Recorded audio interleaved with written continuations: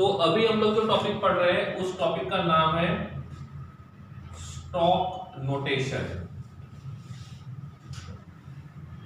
क्या बोला जाता है इसको? Stock notation. अब क्वेश्चन ये आता है कि ये स्टॉक नोटेशन मेथड यूज कहाँ पे करते हैं। ठीक है, तो पहले ये देखते हैं कि स्टॉक नोटेशन होता क्या है। ठीक है, तो स्टॉक नोटेशन होता है, इफ हम मान के चलते हैं कि यहाँ पे हमारे पास कॉपर है, तो ये कॉपर कितने ऑक्सीडेशन नंबर शो करता है, ये जो कॉपर है ये कितने ऑक्सीडेशन नंबर शो करता है नॉर्मली, और कौन से कैसे पता चलेगा? इफ हम इसका इलेक्ट्रॉनिक कॉन्फ़िगरेशन लिखते हैं तो इसका इलेक्ट्रॉनिक कॉन्फ़िगरेशन आता है 3d9 4s2। क्या आता है? 3d9 4s2। If 3d9 4s2 को हम लोग कन्वर्ट करके देखते हैं तो आप मुझे बताओ कॉपर कितने ऑक्सीडेशन नंबर शो करेगा और कौन से जल्दी।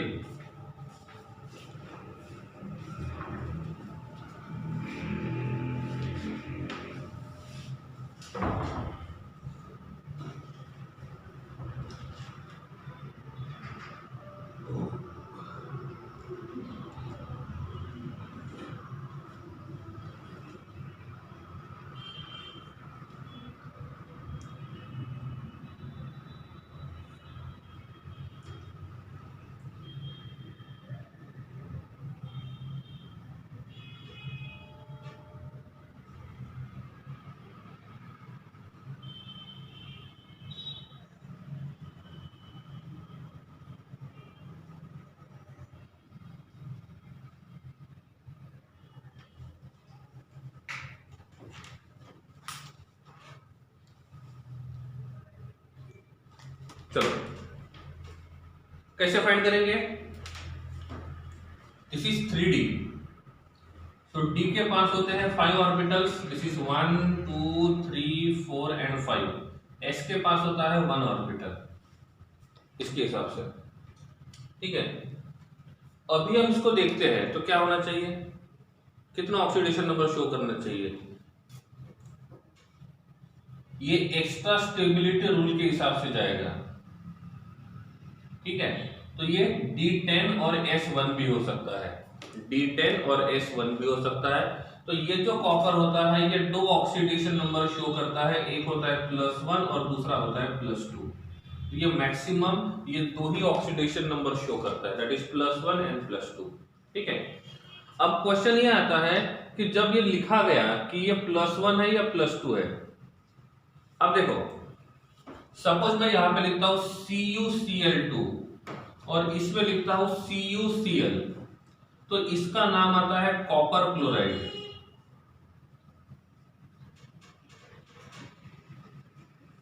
और इसका नाम भी आता है कॉपर क्लोराइड। तो दोनों का जो नाम है वो सेम है, दोनों का जो नेम है वो सेम है।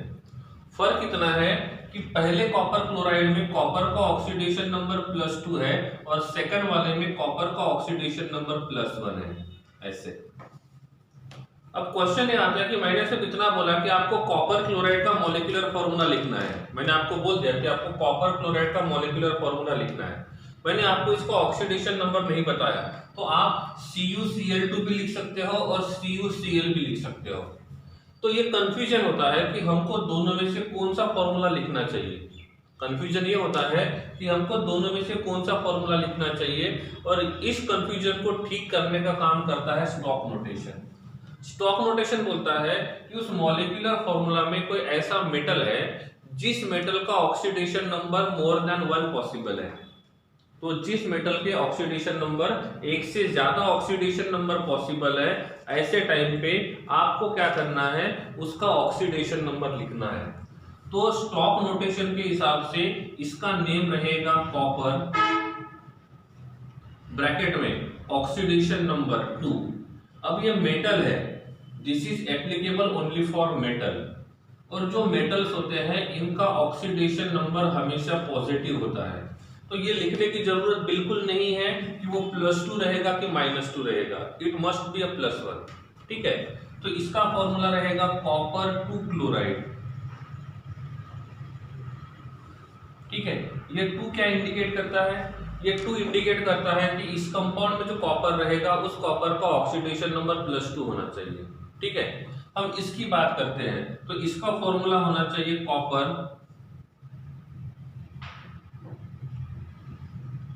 1 क्लोराइड। समझ में आ रहा है? तो ऐसे हम लोग कॉपर 1 क्लोराइड और कॉपर 2 क्लोराइड ऐसे हम लोग यहाँ पे लिख सकते हैं। ठीक है, अब दूसरा एग्जांपल में लेके चलता हूँ। स्टॉक नोटेशन के हिसाब से मैंने यहाँ पे लिखा है FeCl3, तो इसका नाम क्या होना चाहिए? इफ इसका नाम मैं लिखता हूँ आयरन क्लोराइड, तो क्या ये सही है? इसका नाम मैं लिखता हूँ आयरन क्लोराइड, तो क्या वो सही है? या हमको मेटल का ऑक्सीडेशन नंबर भी शो करना पड़ेगा? हमको क्या करना होगा? मेटल का ऑक्सीडेशन नंबर भी शो करना होगा। तो यहाँ पे इसका जो नाम रहेगा ये क्या होना चाहिए? Iron 3 chloride. तो इसका नाम रहेगा आयरन इन ब्रैकेट 3 और इसको लिखेंगे क्लोराइड। ऐसे समझ में आ रहा है? लेकिन जो ऑक्सीडेशन नंबर लिखते हैं ना, ये ऑक्सीडेशन नंबर हमेशा रोमन नंबर में होना चाहिए। ऑक्सीडेशन नंबर हमेशा रोमन नंबर में होना चाहिए। ठीक है, सपोज मैंने आपको यहां पे लिखा मर्क्यूरी 2 क्लोराइड, तो इसका मॉलिक्यूलर फॉर्मूला क्या रहेगा? मर्क्यूरी 2 क्लोराइड का मॉलिक्यूलर फॉर्मूला क्या रहेगा? मर्क्यूरी 2 क्लोराइड का मॉलिक्यूलर फॉर्मूला क्या रहेगा? मर्क्यूरी का सिंबल क्या है? Hg। तो पॉसिबिलिटी क्या है? HgCl।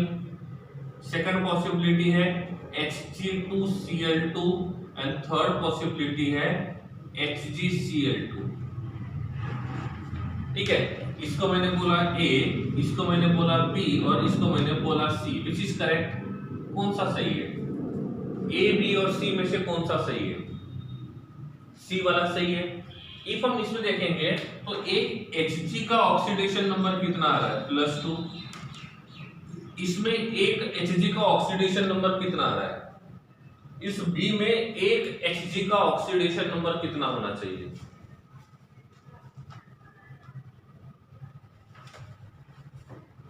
एक Hg का ऑक्सीडेशन नंबर रहेगा +1 और यहां पे भी एक Hg का ऑक्सीडेशन नंबर रहेगा +1।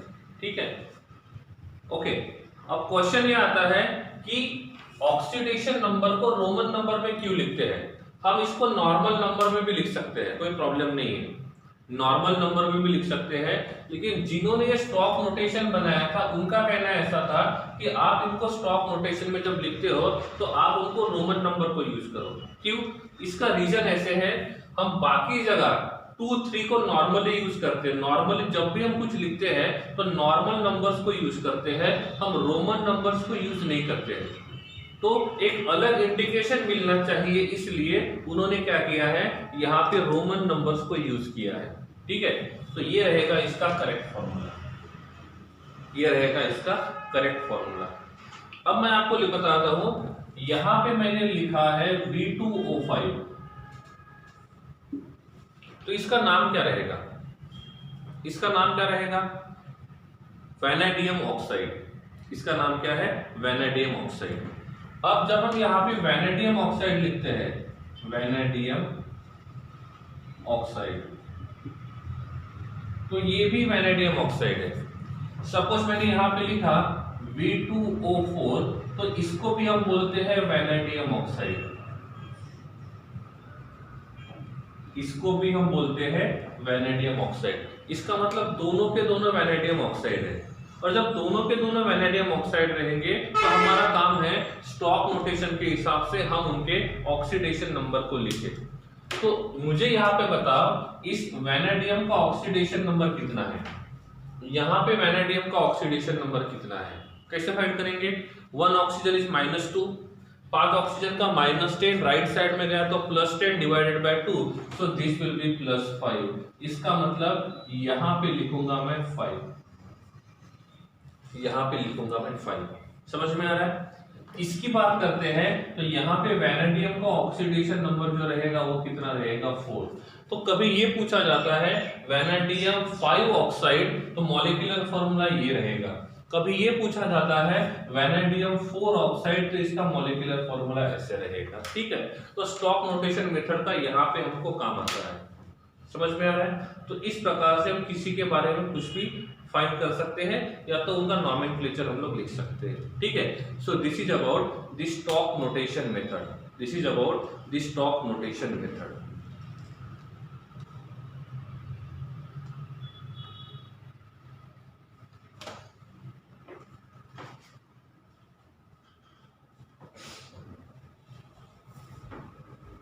नेक्स्ट वन,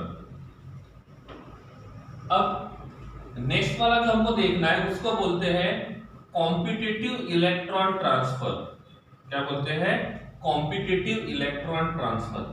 पहला स्टेटमेंट मैं ये लिखता हूं, ठीक है, मेरा स्टेटमेंट प्रॉपर्ली सुनो और उसके बाद आपको रिप्लाई देना है कि वो स्टेटमेंट सही है कि गलत है।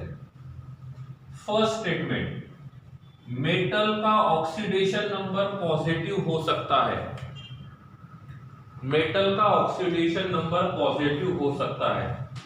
करेक्ट? रॉन्ग। मेटल का ऑक्सीडेशन नंबर पॉजिटिव हो सकता है, मेटल का ऑक्सीडेशन नंबर पॉजिटिव हो सकता है।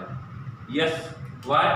जितने भी मेटल्स होते हैं उन मेटल्स का ऑक्सीडेशन नंबर पॉजिटिव हो सकता है। मेटल्स का ऑक्सीडेशन नंबर 0 हो सकता है, मेटल्स का ऑक्सीडेशन नंबर 0 हो सकता है। सही है गलत है? करेक्ट। तो मेटल का ऑक्सीडेशन नंबर 0 हो सकता है। क्या मेटल्स का ऑक्सीडेशन नंबर नेगेटिव हो सकता है? क्या मेटल का ऑक्सीडेशन नंबर नेगेटिव हो सकता है? नहीं। तो मेटल का ऑक्सीडेशन नंबर नेगेटिव नहीं हो सकता है। क्यों? क्योंकि नेगेटिव ऑक्सीडेशन नंबर तब आता है जब वो इलेक्ट्रॉन को गेन करेगा।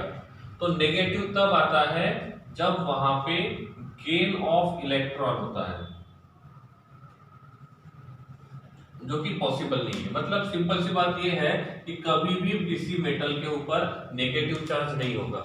आयरन जो है, आयरन को Fe लिख सकते हैं, आयरन को Fe+2 लिख सकते हैं, आयरन को Fe+3 लिख सकते हैं। ठीक है, तो इतना कुछ हम कर सकते हैं आयरन के बारे में। किसके बारे में? आयरन के बारे में। ठीक है, ठीक है, तो मैं आयरन को Fe लिख सकता हूं, आयरन को Fe+2 लिख सकता हूं, आयरन को Fe+3 लिख सकता हूं, आयरन को -1 नहीं लिख सकता। सही है, तो इनमें से पहले 3 पॉसिबल है, चौथा वाला पॉसिबल नहीं है। क्लियर है? अब मैंने आपको पूछा कि इफ, यहां पे लिखता हूं आयरन, दिस इज आयरन +1 तो +2 एंड दिस इज आयरन +3। हम आयरन से आयरन +2 की तरफ जाते हैं, हम आयरन से आयरन +2 की तरफ जा रहे हैं, तो ऑक्सीडेशन नंबर बढ़ रहा है कि कम हो रहा है? ऑक्सीडेशन नंबर बढ़ रहा है कि कम हो रहा है? बढ़ रहा है। Oxidation number increases, it means that this is the oxidation reaction. इसका मतलब loss of 2 electrons, loss of 2 electrons. समझ में आ रहा है? हम आयरन से आयरन +3 की तरफ जाते हैं तो क्या हो रहा है?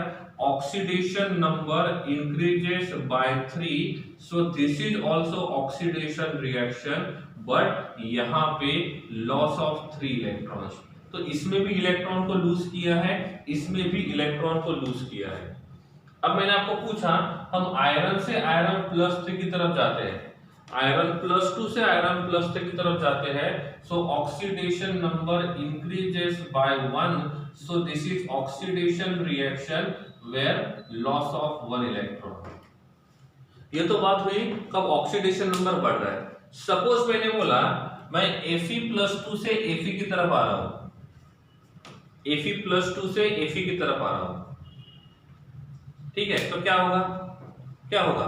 इसमें होगा oxidation number decreases by 2, oxidation number decreases by 2, so this is reduction reaction, so this is reduction reaction.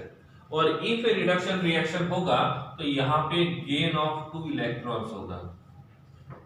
ठीक है, मैं ये नहीं बोलता कि मेटल कभी भी इलेक्ट्रॉन गेन नहीं कर सकते, मेरी बात सुनो, मैं ये नहीं बोल रहा हूं कि मेटल कभी भी इलेक्ट्रॉन गेन नहीं कर सकते हैं। मेटल्स इलेक्ट्रॉन गेन कर सकते हैं, लेकिन उनका ऑक्सीडेशन नंबर नेगेटिव नहीं हो सकता।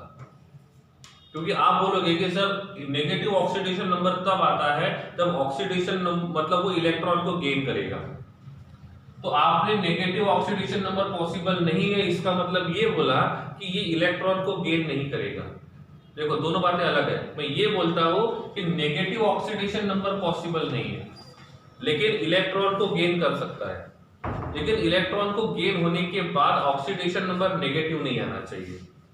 हम यहां से यहां तक जा रहे हैं, तो +2 से 0 में गए तो इसने 2 इलेक्ट्रॉन गेन किए, तो क्या ऑक्सीडेशन नंबर नेगेटिव में चला गया? क्या ऑक्सीडेशन नंबर नेगेटिव में चला गया? नहीं। और इफ ऑक्सीडेशन नंबर नेगेटिव में नहीं जाएगा तो वो पॉसिबल है। समझ रहे हैं मेरी बात को? तो ऑक्सीडेशन नंबर नेगेटिव नहीं होना चाहिए। वो इलेक्ट्रॉन गेन करेगा, इलेक्ट्रॉन लूज करेगा, वो कंडीशन के हिसाब से है। वो किसके हिसाब से है? कंडीशन के हिसाब से है। बट इस बात का ध्यान रहे कि उसके ऊपर नेगेटिव चार्ज नहीं आना चाहिए। सपोज मैं आपको बोलता हूं Fe+3 से Fe पे जा रहा है, तो क्या ये पॉसिबल है कि नहीं है?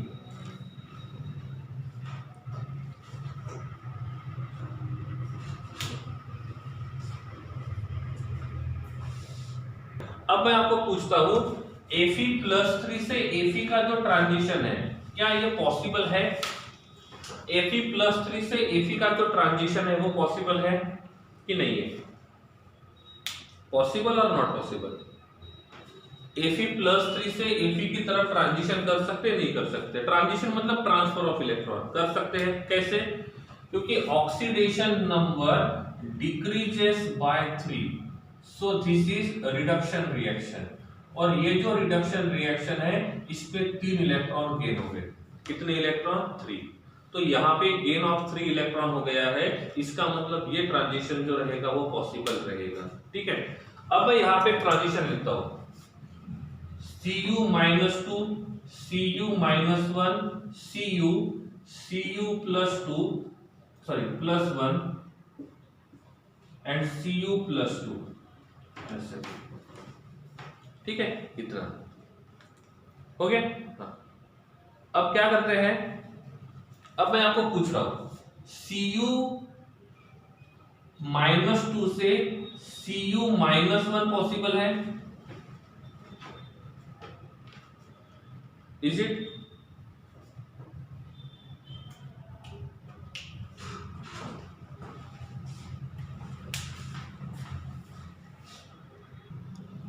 मेरा क्वेश्चन ऐसा है Fe-2 से सॉरी Cu-2 से Cu-1 ट्रांजिशन पॉसिबल है कि नहीं है? ये वाला ट्रांजिशन पॉसिबल है कि नहीं है? पहली बात नॉट पॉसिबल। व्हाई? बिकॉज इसमें ऑक्सीडेशन नंबर नेगेटिव आ रहा है। तो ट्रांजिशन मेटल का तब पॉसिबल नहीं होगा जब उसके ऊपर नेगेटिव चार्ज आएगा। मैंने आपको पूछा Cu से Cu+1 पॉसिबल है? Cu से Cu+1 पॉसिबल है? यस, पॉसिबल है। मैंने पूछा Cu+1 से Cu+2 पॉसिबल है? यस, ये भी पॉसिबल है।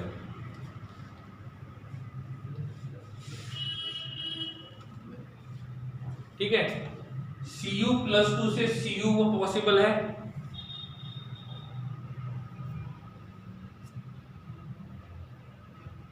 यस। क्या Cu-1 से Cu-2 पॉसिबल है? क्या Cu-1 से Cu-2 पॉसिबल है? नो। नेगेटिव ऑक्सीडेशन नंबर कभी भी पॉसिबल नहीं है। हम Cu से Cu-1 भी पॉसिबल नहीं है, यही मान के चलते हैं। तो जहां पे भी मेटल का ऑक्सीडेशन नंबर 0 दिख रहा है, नेगेटिव दिखता है, वो ट्रांजिशन पॉसिबल नहीं है। वो ट्रांजिशन पॉसिबल नहीं है। ठीक है, अब देखो, आपको रेडॉक्स रिएक्शन पता है? रेडॉक्स रिएक्शन क्या होता है? रेडॉक्स रिएक्शन का मतलब the reaction in which oxidation and reduction both occur simultaneously. ठीक है, इसका मतलब एक का ऑक्सीडेशन हो रहा है तो दूसरे का रिडक्शन होना चाहिए, एक का ऑक्सीडेशन हो रहा है तो दूसरे का रिडक्शन होना चाहिए। एक ही रिएक्शन में दोनों का ऑक्सीडेशन नहीं हो सकता और एक ही रिएक्शन में दोनों का रिडक्शन नहीं हो सकता। ठीक है, अब देखो यहां पे कॉपर है, ये कॉपर +2 है, यहां पे Zn है और ये Zn+2 है। ठीक है, हम ये मान के चलते हैं कि पहला रिएक्शन हो रहा है Cu से Cu+2 की तरफ। क्या हो रहा है? Cu से Cu+2 की तरफ। तो ये कौन सा रिएक्शन हुआ, ऑक्सीडेशन या रिडक्शन? ये कौन सा रिएक्शन हुआ, ऑक्सीडेशन रिडक्शन। तो इस रिएक्शन को हम बोलेंगे this is the oxidation reaction. ठीक है, इफ मैं यहां पे लिखता हूं तो कितने इलेक्ट्रॉन ट्रांसफर हो गए, तो यहां पे लिखेंगे लॉस ऑफ 2 इलेक्ट्रॉन्स।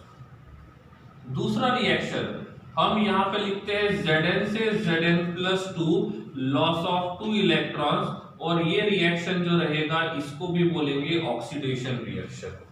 क्या बोलेंगे? Oxidation reaction. तो कितने रिएक्शन हो गए? 2, और दोनों के दोनों ऑक्सीडेशन है।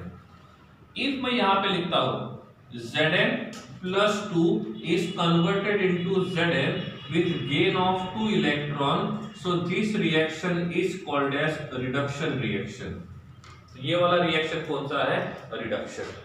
Next thing, copper +2 is converted into copper, so this reaction is a reduction reaction।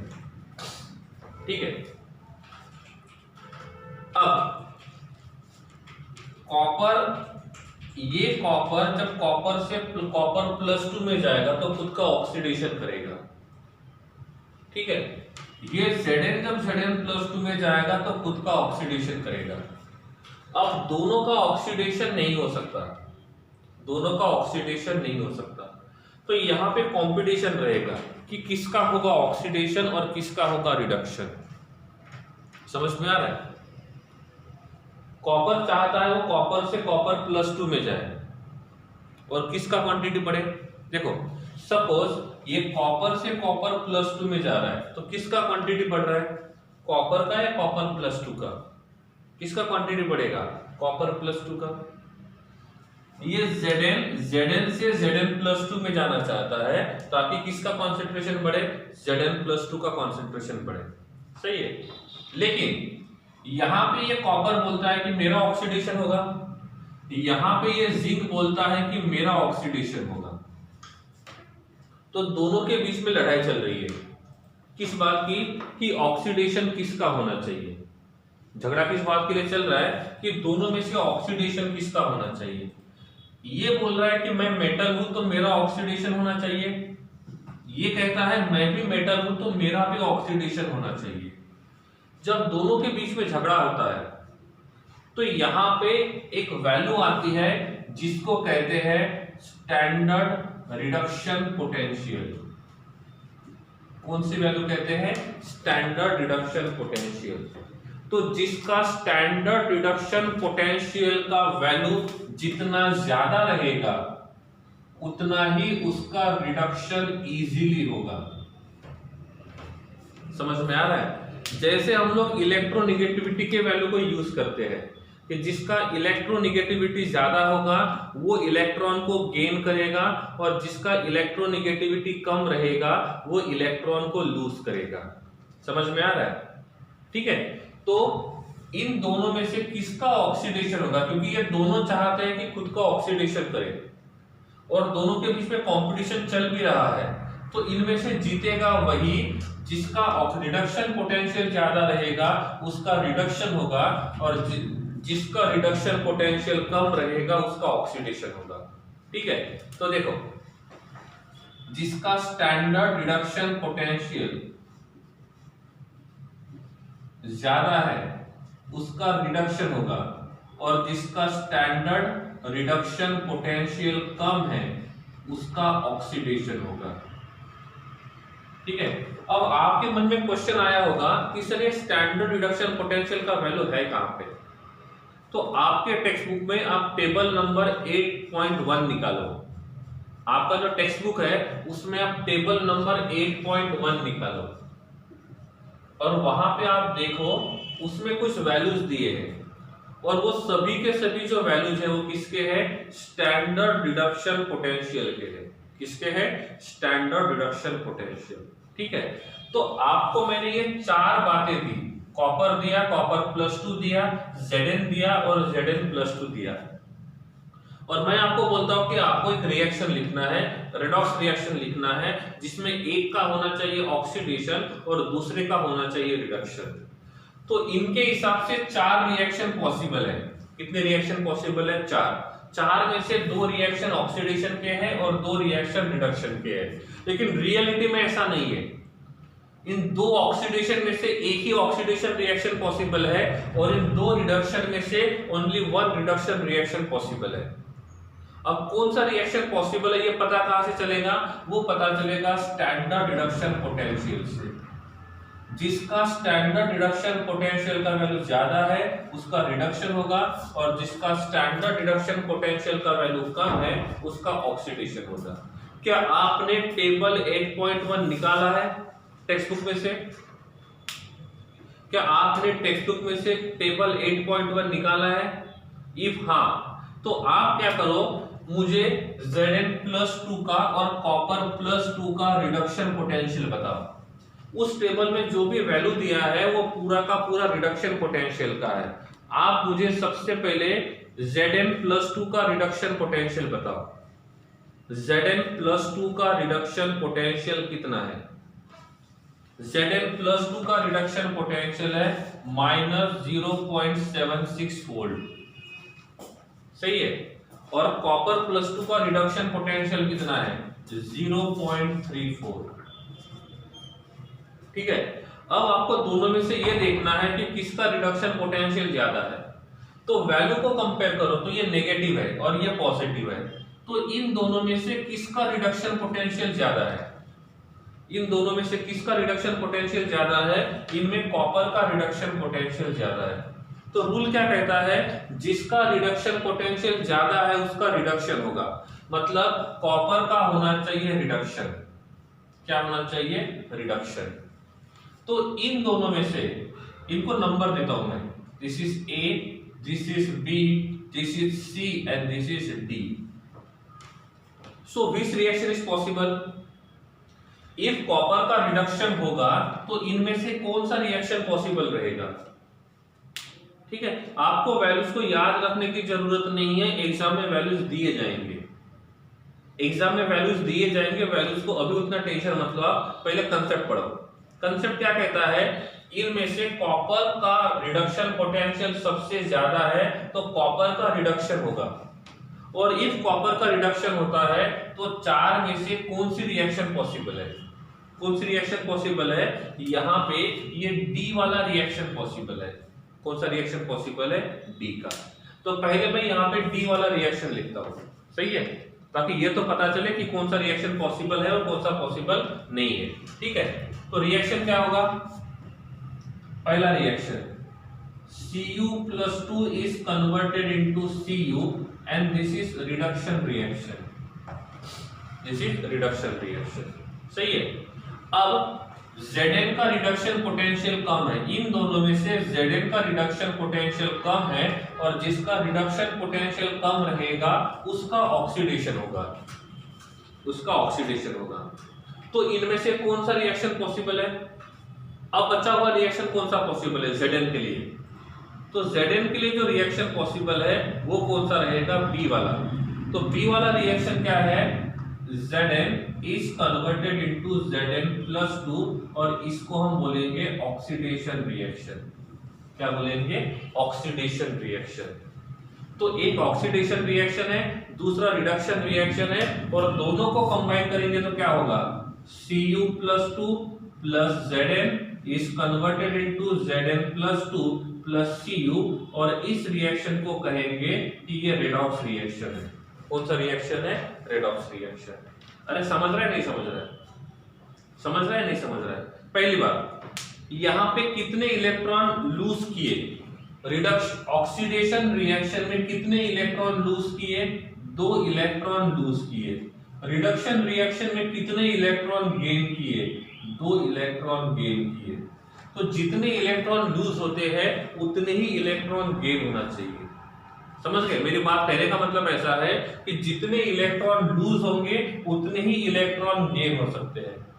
Suppose loose electron 3 है और गेन इलेक्ट्रॉन 2 है, इसका मतलब रिएक्शन बैलेंस नहीं है। इसका मतलब रिएक्शन जो रहेगा वो बैलेंस नहीं रहेगा। ठीक है, एक दो एग्जांपल और देखते हैं, ये बात जो रहेगी वो क्लियर हो जाएगी। ये जो बात रहेगी ये क्लियर हो जाएगी कि रिएक्शन को लिखते कैसा है और देखेंगे कैसे। ठीक है, पहली बात यहां पे जो मैं एग्जांपल लेता हुआ वो लेता हूं Mg और Mg+2,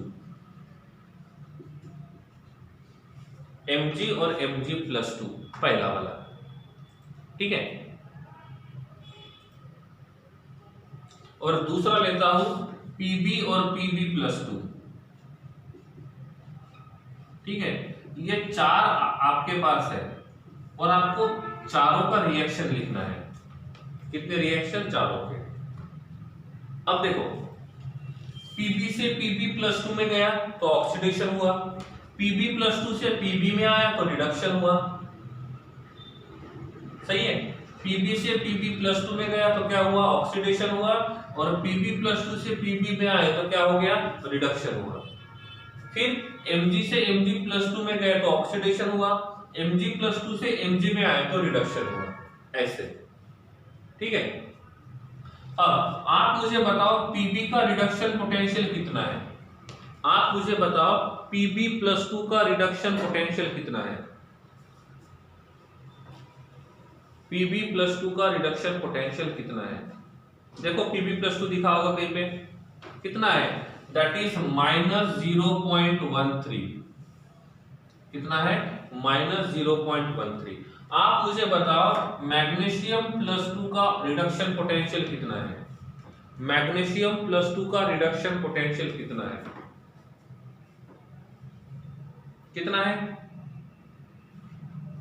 एनीवन? मैग्नीशियम+2 का रिडक्शन पोटेंशियल कितना है?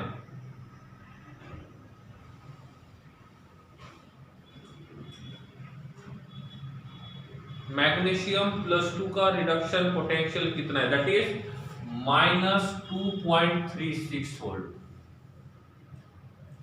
अब आप मुझे बताओ इन दोनों में से किसका रिडक्शन पोटेंशियल ज्यादा है? किसका रिडक्शन पोटेंशियल ज्यादा है? किसका रिडक्शन पोटेंशियल? Pb का। मतलब Pb का क्या होना चाहिए? रिडक्शन। Pb का क्या होना चाहिए? रिडक्शन। तो ये रिडक्शन वाला रिएक्शन कैसे लिखेंगे? Pb से Pb+2 या Pb+2 से Pb। रिडक्शन हो रहा है, इसका मतलब ये Pb+2 से Pb आना चाहिए। तो पहला रिएक्शन रहेगा Pb+2 is converted into Pb। ये ऑक्सीडेशन रिएक्शन है या रिडक्शन रिएक्शन है? ये ऑक्सीडेशन रिएक्शन है, रिडक्शन रिएक्शन। तो इसको बोलते हैं रिडक्शन रिएक्शन। सेकेंड वाला, जिसका रिडक्शन पोटेंशियल का वैल्यू कम है उसका ऑक्सीडेशन होगा, और इसका जब ऑक्सीडेशन होगा तो ये बनेगा Mg is converted into Mg+2, और इसको बोलेंगे ऑक्सीडेशन रिएक्शन। दोनों को कंबाइन करेंगे तो बनेगा Pb+2 plus Mg is converted into Mg+2 plus Pb, और इसको बोलेंगे रेडॉक्स रिएक्शन। इसको बोलेंगे रेडॉक्स रिएक्शन। अब ये वाला एक रेडॉक्स रिएक्शन कितने रिएक्शन का बना है? ये एक रेडॉक्स रिएक्शन कितने रिएक्शन का बना है? तो ये एक रेडॉक्स रिएक्शन 2 रिएक्शन का बना है। एक बना है ऑक्सीडेशन रिएक्शन, दूसरा बना है रिडक्शन रिएक्शन। तो ये एक रिएक्शन 2 अलग अलग रिएक्शन का बना है। तो इसको बोलेंगे आधा रिएक्शन, इसको बोलेंगे आधा रिएक्शन। तो पहले वाले को बोलते हैं ऑक्सीडेशन हाफ सेल रिएक्शन, और दूसरे को बोलते हैं रिडक्शन हाफ सेल रिएक्शन। ठीक है, तो जो ऑक्सीडेशन होता है उसको हम बोलते हैं ऑक्सीडेशन हाफ सेल रिएक्शन, जहां पे रिडक्शन हो रहा है उसको बोलेंगे रिडक्शन हाफ सेल रिएक्शन। ठीक है, और जब दो हाफ सेल रिएक्शन को कंबाइन करेंगे तो एक बनेगा रेडॉक्स रिएक्शन, एक बनेगा रेडॉक्स रिएक्शन। ठीक है, तो इस प्रकार से हम यहाँ पे देख सकते हैं कि रिएक्शन जो रहेगा वो किस प्रकार से होगा। समझा नहीं समझा? अरे समझ रहा है नहीं समझ रहा है? अब मैं आपको बोलता हूं, अब ये रिडक्शन पोटेंशियल क्या होता है ये अभी आपको इस लेवल पे समझ में नहीं आएगा। ये रिडक्शन पोटेंशियल हम लोग 12th स्टैंडर्ड में पढ़ेंगे कि रिडक्शन पोटेंशियल को फाइंड कैसे करते हैं। ठीक है, अभी के लिए आप यही लो, आपके पास Na और Na+1 है, कॉपर और कॉपर +1 है, 4। ठीक है, अब मुझे बताओ Na+1 का रिडक्शन पोटेंशियल कितना है? Na+1 का रिडक्शन पोटेंशियल कितना है?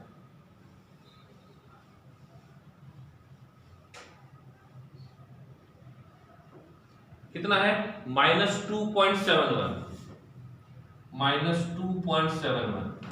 कॉपर +1 का रिडक्शन पोटेंशियल कितना है? कॉपर +1 का रिडक्शन पोटेंशियल कितना है? That is 0.52। अब आप मुझे बताओ इन दोनों में से किसका रिडक्शन पोटेंशियल ज्यादा है? किसका रिडक्शन पोटेंशियल ज्यादा है? इनमें कॉपर +1 का रिडक्शन पोटेंशियल ज्यादा है, तो कॉपर +1 का रिडक्शन होगा। जिसका रिडक्शन पोटेंशियल ज्यादा है उसका रिडक्शन होगा। तो ये वाला रिएक्शन क्या होगा? ऑप्शन ए, कॉपर से कॉपर +1 होगा, या ऑप्शन बी, कॉपर +1 से कॉपर होगा। कॉपर का रिडक्शन पोटेंशियल ज्यादा है तो ए और बी में से कौन सा पॉसिबल है? ऑप्शन बी इज पॉसिबल, क्योंकि इसका रिडक्शन पोटेंशियल ज्यादा है तो इसका रिडक्शन होगा। तो ये बनेगा Cu+1 is converted into Cu, इसको बोलेंगे रिडक्शन हाफ सेल रिएक्शन। क्या बोलेंगे? Reduction half cell reaction. Second one, Na का रिडक्शन पोटेंशियल कम है तो Na का क्या होना चाहिए? ऑक्सीडेशन। तो यहाँ पे दो रिएक्शन पॉसिबल है, कौन से? Reaction A, Na is converted into Na+1, and option B, Na+1 is converted into Na, which is correct? So option A is correct. ठीक है, तो यहाँ पे हम लिखेंगे Na is converted into Na+1 और इसको बोलेंगे ऑक्सीडेशन हाफ सेल रिएक्शन। क्या बोलेंगे? Oxidation half cell reaction. समझ में आ रहा है नहीं आ रहा है? समझ में आ रहा है नहीं आ रहा है? ठीक है, क्लियर है? ओके, चले आगे।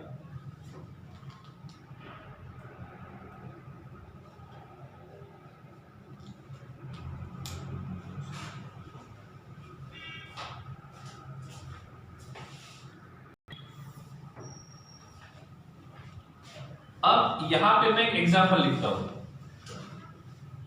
ठीक है, अब मैंने बोला मेरे पास यहां पे एक बीकर है और इस बीकर में यहां पे कॉपर +2 का सॉल्यूशन है। किसका सॉल्यूशन है? कॉपर +2 का। ठीक है, this is the solution of copper +2। और इसके अंदर मैंने Zn का रॉड यूज किया।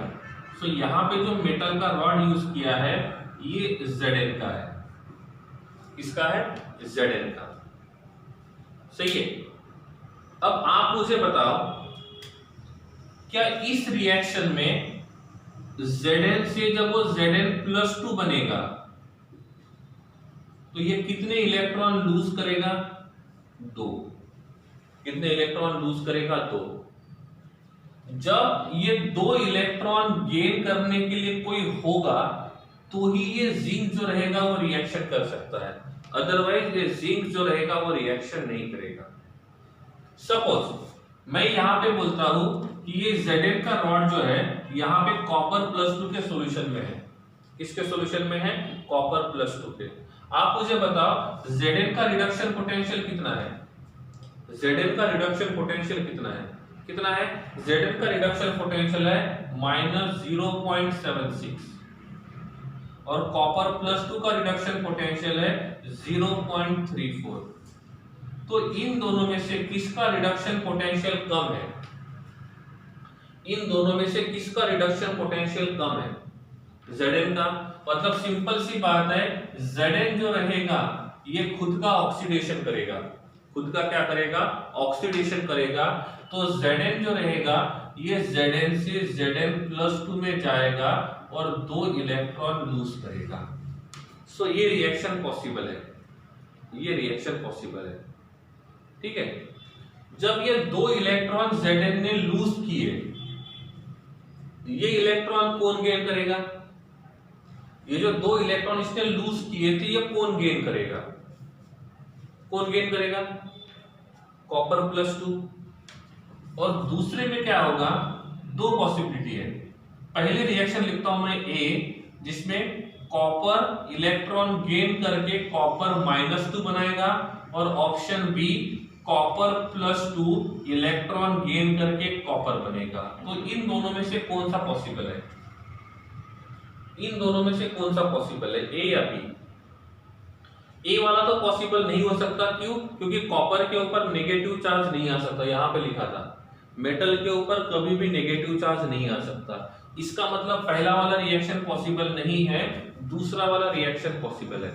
ठीक है, तो यहां पे सेकंड रिएक्शन लिखेंगे, copper +2 is converted into copper with gain of 2 electrons. समझ में आ रहा है? तो इस दोनों को इसको बोलेंगे हम लोग ऑक्सीडेशन हाफ सेल रिएक्शन, इसको बोलेंगे रिडक्शन हाफ सेल रिएक्शन। दोनों को कंबाइन करेंगे, Zn + Cu+2 converted into Cu + Zn+2। तो इस रिएक्शन में किसका ऑक्सीडेशन हुआ है? इस रिएक्शन में किसका ऑक्सीडेशन हुआ है? किसका ऑक्सीडेशन हुआ है? Zn का।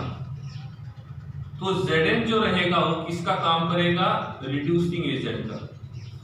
किसका काम करेगा? Reducing agent. किसका रिडक्शन हुआ है? रिडक्शन कॉपर +2 का हुआ है कि कॉपर का? रिडक्शन कॉपर +2 का हुआ है कि कॉपर का?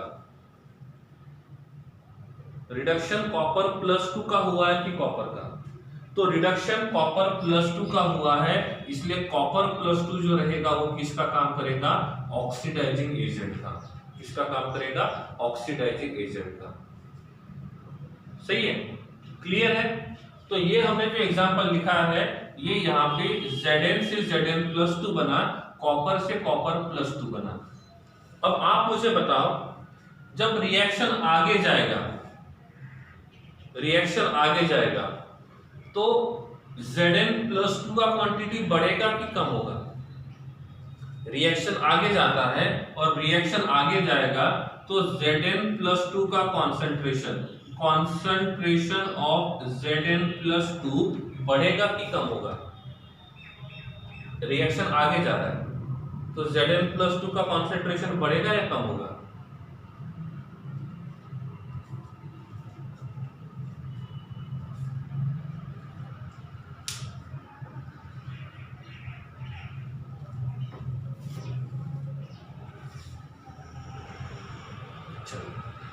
आप मुझे बताओ, इस रिएक्शन में रिएक्टेंट कौन है?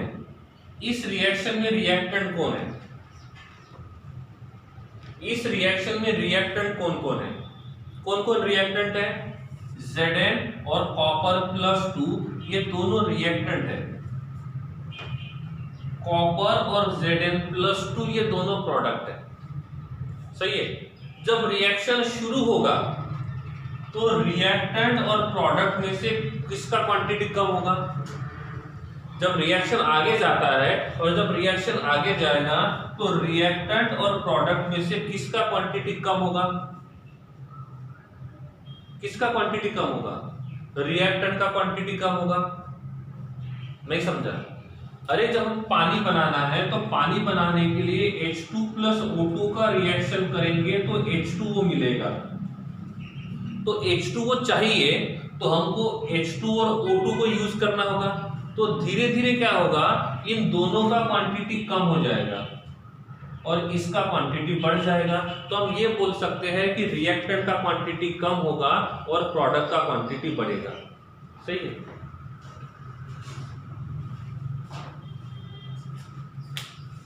ठीक है, तो जब भी हम कोई रिएक्शन करते हैं, तो रिएक्शन जब करते हैं तो रिएक्टेंट का कॉन्सेंट्रेशन कम होता है और प्रोडक्ट का कॉन्सेंट्रेशन बढ़ेगा।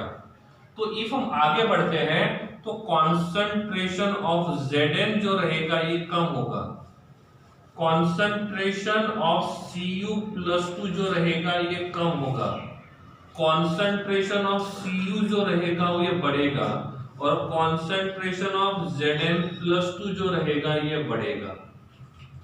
समझ रहा है? सही है ना?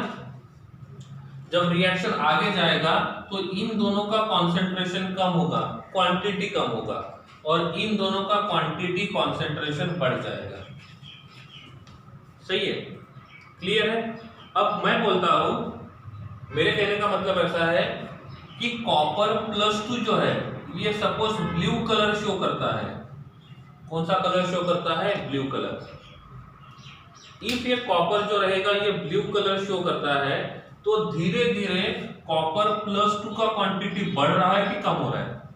जब रिएक्शन आगे होगा तो Copper+2 का कॉन्सेंट्रेशन बढ़ रहा है कि कम हो रहा है?